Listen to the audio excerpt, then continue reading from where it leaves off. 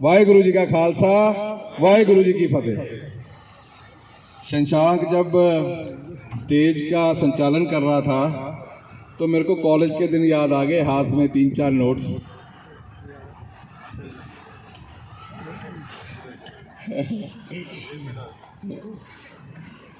Sir, मेरा नाम संजीव वशिष्ठ है और मैं bye education computer science engineer हूँ।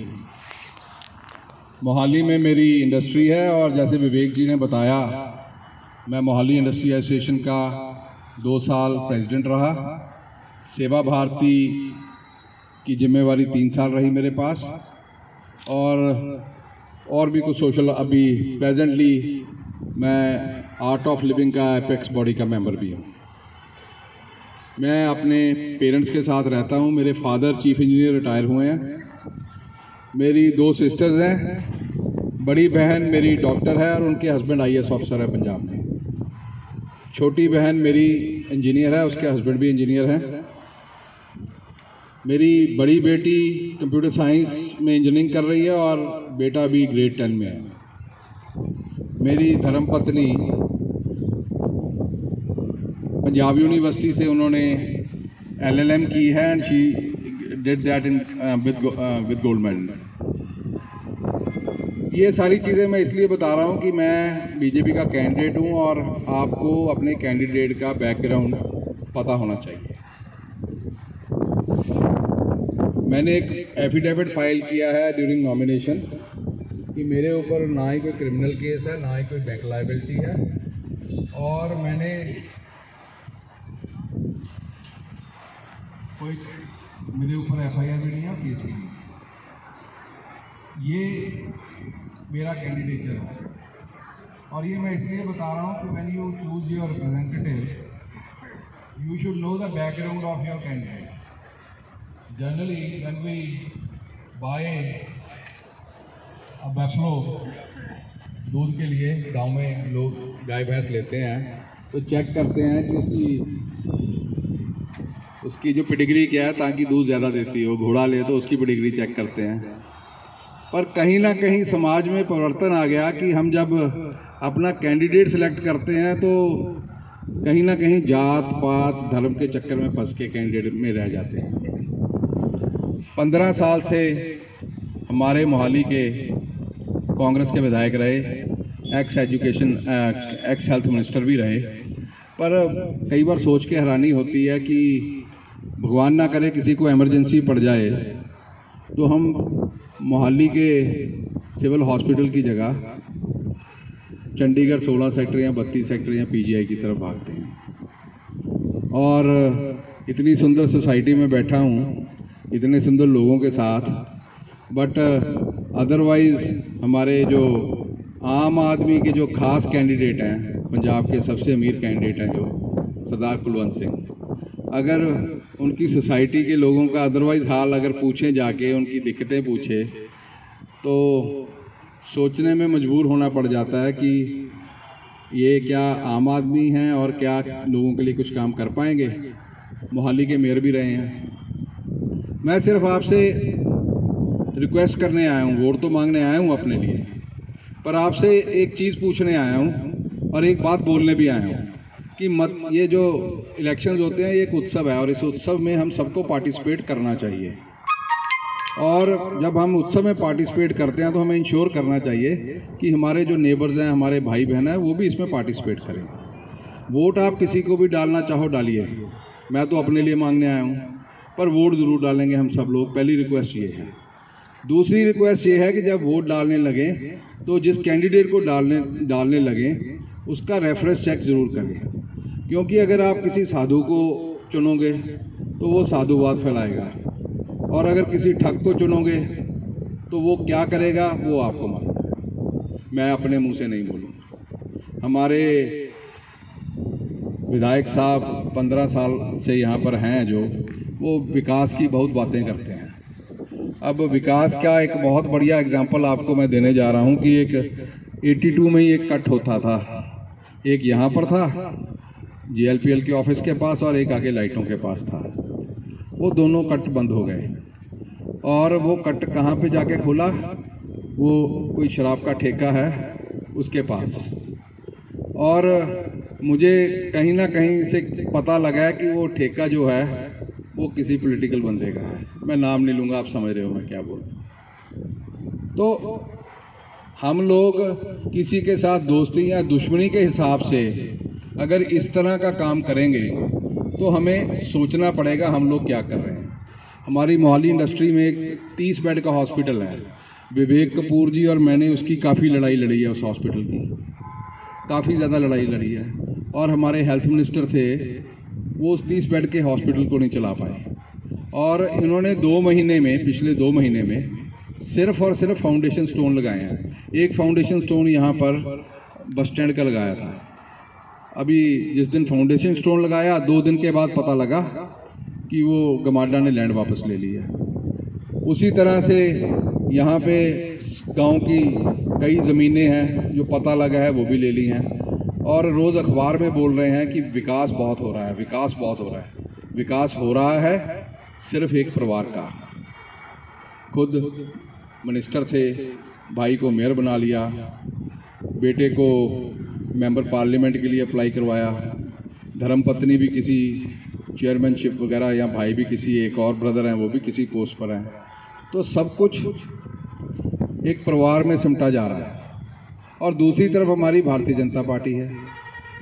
एक बात की गारंटी है कि मेरा बेटा विधायक नहीं बन सकता, इस बात की मैं आपको गारंटी दे सकता हूँ। और इसलिए नहीं बन सकता कि परिवारवाद के कारण नहीं बन सकता, वो अलग से कहीं मेहनत करेगा कोई एक, तो शायद उसको कहीं मौका मिल जाए। वरना आप हमारा कोई एक बड़ा नेता बताइए, चाहे अडवाणी जी हों, चाहे मुरली मनोहर जोशी जी हों, चाहे सुषमा स्वराज जी हों, चाहे अरुण जेटली जी हों, चाहे नितिन गडकरी जी हों, आप किसी एक आध का शायद किसी का बच्चा होगा, पर 99.9% हमारे किसी पॉलिटिकल बड़े लीडर का बच्चा पॉलिटिक्स में नहीं है।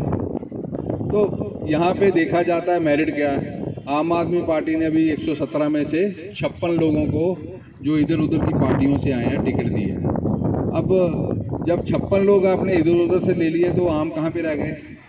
वो तो वो लोग हैं जो लेफ़्ट राइट से आए हैं, उनको अपनी पार्टी में टिकट नहीं मिली, अब इधर आ गए हैं। तो मतदान जो है अपनी मत के साथ अपने वोट का दान करना, ये आपने सारी चीज़ों का ध्यान रखना है जब आपने वोट डालना। पर जो सबसे बड़ा मुद्दा पंजाब के लिए है, जिसको ध्यान में रख के हमने वोटिंग करनी है, वो मुद्दा है पंजाब के अंदर नशों का। आप देखिए, पंजाब हिंदुस्तान की नंबर 1 स्टेट थी, और जैसे ज्ञान जी ने बताया इस वक्त 19th रैंक है। अगर 7 स्टेट्स को निकाल दें तो शायद नीचे से पहले नंबर पर। और जीएसटी की कलेक्शन 1550 करोड़ है, जो कि सबसे कम स्टेटों में जो है उसमें है। पंजाब के अंदर आप किसी भी डिस्ट्रिक्ट में चले जाइए, इंडस्ट्री शिफ्ट हो रही है। लुधियाना से टेक्सटाइल इंडस्ट्री चली गई, लुधियाना से साइकिल इंडस्ट्री चली गई, जलंधर से स्पोर्ट्स इंडस्ट्री चली गई, सब मेरठ शिफ्ट हो रहे हैं, यूपी शिफ्ट हो रहे हैं, हरियाणा शिफ्ट हो रहे हैं। अब हमारे बच्चों के लिए यहाँ पर फैक्ट्रियाँ कम खुल रही हैं, आईलेट्स ज़्यादा खुल रहे हैं। और मैं सर्टेनिटी से कह सकता हूँ कि अगर हम यहाँ पे 100 लोग, 125 लोग बैठे हैं, 60% के बच्चे या तो आईलेट्स दे के बाहर जा चुके होंगे या तैयारी कर रहे हैं। आप सोचिए 10 साल के बाद पंजाब का भविष्य, पंजाब का ब्रेन ड्रेन कितना होगा। एक मोहाली मुश्किल से बचा है जहाँ पर थोड़ी बहुत इंडस्ट्री आ रही है इंटरनेशनल एयरपोर्ट से। और अगर आप सब ने आशीर्वाद दिया, जैसे हमने पहले हाई कोर्ट में पब्लिक इंटरेस्ट लिटिगेशन डालकर यहाँ से इंटरनेशनल फ़्लाइट शुरू करवाई थी, एक चीज़ मैं पक्का करूँगा, चाहे ज्ञान जी को साथ में लेके क्यों ना घूमना पड़े, हम यहाँ का एयरपोर्ट बायलैटरल्स में डालकर यहाँ से यूएस और यूरोप के लिए डायरेक्ट फ़्लाइट्स शुरू करवाएंगे, हर हालत में कराएंगे। ये मेरा मिशन है। और पिछले 5 साल में ये होना चाहिए था, पर विधायक साहब कुछ निजी विकास में बिजी रहे। देखिए, मैं बार बार कहता हूँ, हमारे गुरु, हमारे पीर, हमारे पैगंबर, हमारे अवतार एक ही चीज़ को बार बार बोलते रहे, वसुदेव कुटुंबकम एकम सत्या विप्रा बहुधा वदंती, मानस की एक जान सबो एको पहचान, बार बार बोलते हैं, पर हम लोगों ने उसको समझा नहीं, हम लोगों ने उसको माना नहीं।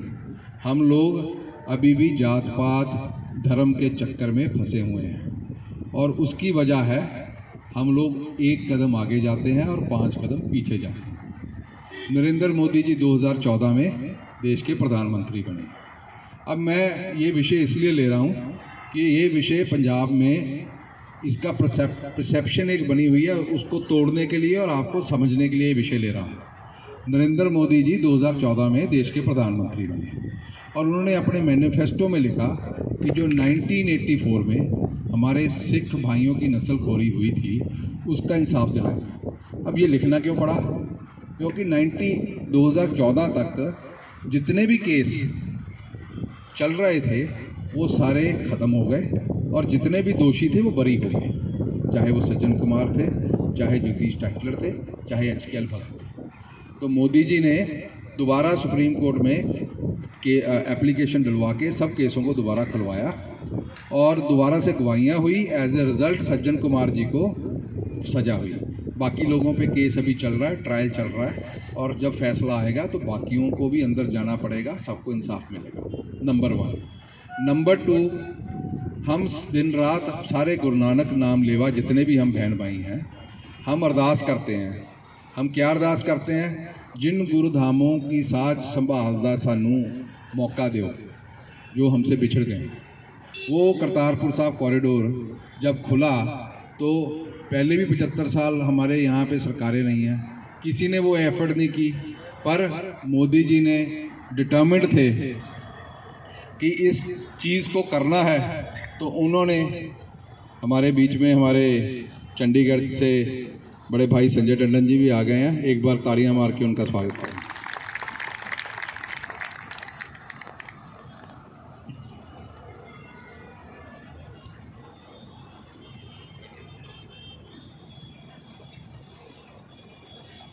तो करतारपुर कॉरिडोर भी खोला, उसके बाद श्री हेमकुंड साहब का रोपवे की ओपनिंग कर दी, उसकी इनाग्रेशन कर दी कि जो हमारे बुज़ुर्ग भाई बहन हैं जो श्री हेमकुंड साहब के दर्शन नहीं कर सकते वो भी जाएं। 26 दिसंबर को वीर बाल दिवस घोषित किया। 70 साल तो मेरे को पता नहीं लगा हम चिल्ड्रन डे किन लोगों का मनाते रहे हैं। जो हमारे सरबंसदानी गुरु गोबिंद सिंह जी, उनके 4 साहिबजादे, उनमें से 2 को सरहंद में चुनाया गया, वो एक्चुअल में इस दिन के हकदार थे। मुझे नहीं पता लगा हम 70-75 साल चिल्ड्रन डे किसका बनाते रहे। उसके बाद ब्लैक लिस्ट थी, हमारे सिख भाई थे जो 84 में या उसके 90 के दशक में बाहर चले गए थे, वो वापस नहीं आ सकते थे, उन सबको ब्लैक लिस्ट से बाहर निकाला। पॉलिटिकल असाइलम लिए हुए हमारे पंजाब के लोग जो बाहर चले जाते हैं और वहाँ पे पॉलिटिकल असाइलम ले लेते हैं और वो उनको इंडिया का या जिस कंट्री के अगेंस्ट लेते हैं वहाँ का वीज़ा नहीं मिलता। मोदी जी ने सुनिश्चित किया कि पॉलिटिकल असाइलम वालों को भी वीज़ा दिया जाए। दुनिया में जितनी भी हिंदुस्तान की एम्बेसियाँ हैं वो हर एम्बेसी के अंदर गुरुपुरब मनाया जाता है। जब भी गुरुपुरब आता है वो मनाया जाता है। ये 2014 के बाद होना शुरू हुआ। हिंदुस्तान के जितने गवर्नर हाउस हैं वहाँ पर गुरुपुरब धूमधाम से मनाया जाता है। ये 2014 के बाद हुआ। और सबसे बड़ी बात जो हुई वो ये कि मोदी जी और कोई धर्म का स्मृति चिन्ह अपने शरीर पे नहीं रखते। वो सिख धर्म को अपना मानते हैं, इसलिए गुरुद्वारे भी जाते हैं हर गुरुपुरब पे और दस्तार को भी डालते हैं। तो ये जो एक पंजाब के अंदर परसेप्शन जो है, ये बातें मैं आपके सामने इसलिए रख रहा हूँ कि पंजाब के अंदर ये जो परसेप्शन है, इस परसेप्शन को ठीक करने की ज़रूरत है। क्योंकि अगर पंजाब को हमने बचाना है तो हमें सरकार सेंट्रल में बीजेपी की और पंजाब में भी बीजेपी की लानी पड़ेगी। क्योंकि हमारे स्टेट में पिछले 5-7 साल से 10 साल से इन्वेस्टमेंट नहीं हो रही। और बिना इन्वेस्टमेंट के जॉब अपॉर्चुनिटी नहीं आएगी, और बिना जॉब अपॉर्चुनिटी के हमारा यूथ यहाँ से पंजाब को छोड़ के जाएगा, जो पंजाब के लिए अच्छा नहीं है। तो अपनी वोट का दान, अपने मत का इस्तेमाल करके हमने करना है। ये मेरी आप सबके सामने हाथ जोड़ के प्रार्थना है। और आपने अगर आशीर्वाद दिया तो आपके भगवान ना करे किसी को तकलीफ आए, दुख आए, आपके साथ 24 घंटे 7 दिन खड़ा रहूँगा। जय हिंद, जय भारत। बहुत बहुत धन्यवाद संजीव भाई साहब। You spoke from your heart for as much as I know you and लेकिन अच्छा आदमी होना, ये जो बेसिक नेसेसिटी जो है उससे कई महरूम हो जाते हैं। लेकिन he is a very good human being, he is educated, he is very well educated. यहाँ जो आपके पास ही इधर एयरपोर्ट है, वहाँ के लिए भी इन्होंने काम किया। जब सारी फ्लाइट्स बंद हो गई थी तो उसके लिए इन्होंने लड़ाई लड़ी। And I can vouch for him that he will be the perfect MLA of Punjab Vidhan Sabha for you. So we wish him all the best. Now you can go.